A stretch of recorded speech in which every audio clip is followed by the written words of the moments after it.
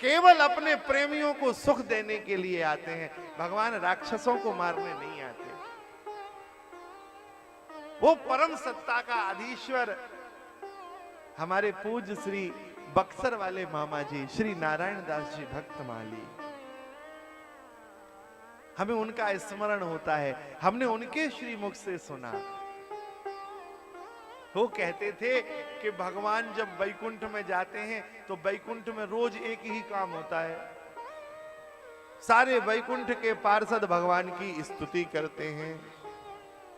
हरि ओम सहस्रशीरखा पुरुषः सहस्राक्षः सहस्रपात सभूमिगुं सर्वतस्पृतवात्यतिसिद्धसाङ्गुलम् विष्णोरराटमसि विष्णोऽस्यनवत्रेस्थो विष्णोऽस्यूरसि विष्णो ध्रुवोऽसि वैष्णवमसि विष्णवे त्वा।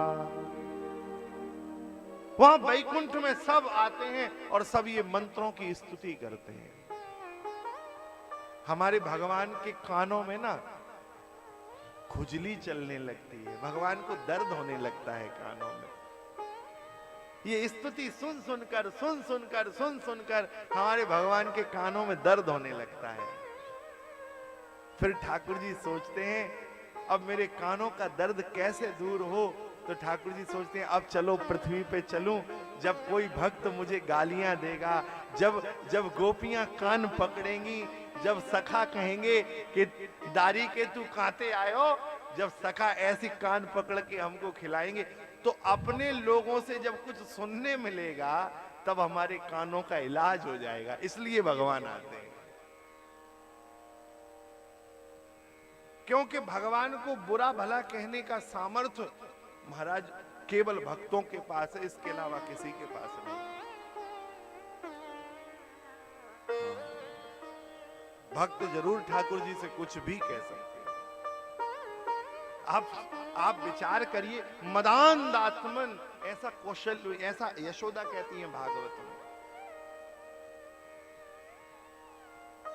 भगवती यशोदा ठाकुर जी से ऐसा कहती हैं। है किसी में सामर्थ्य जो भगवान को छलिया कह दे? है किसी में सामर्थ्य जो भगवान को कपटी कह दे? है? कोई कह सकता है भगवान से कपटी? ब्रज की गोपियां तो कहती हैं, हमारे यहां तो आज भी माताएं कहती हैं, तुम घनश्याम जन्म के कपटी। लो, वहां है किसी में सामर्थ्य वैकुंठ में भगवान से कपटी कहने की? गोपियां कह रही हैं, ऊधो सब करिया अजमाए। हाँ? हमने तो सब काले अजमा के देख लिए। ऊधो सब कारे अजमाए, सब देख लिया हमने अपना के। ऐसा भगवान के वैकुंठ में कोई कह नहीं सकता। वहां तो स्तुति ही स्तुति है। तो भगवान के कानों के दर्द को मिटाने के लिए भगवान यहां आते।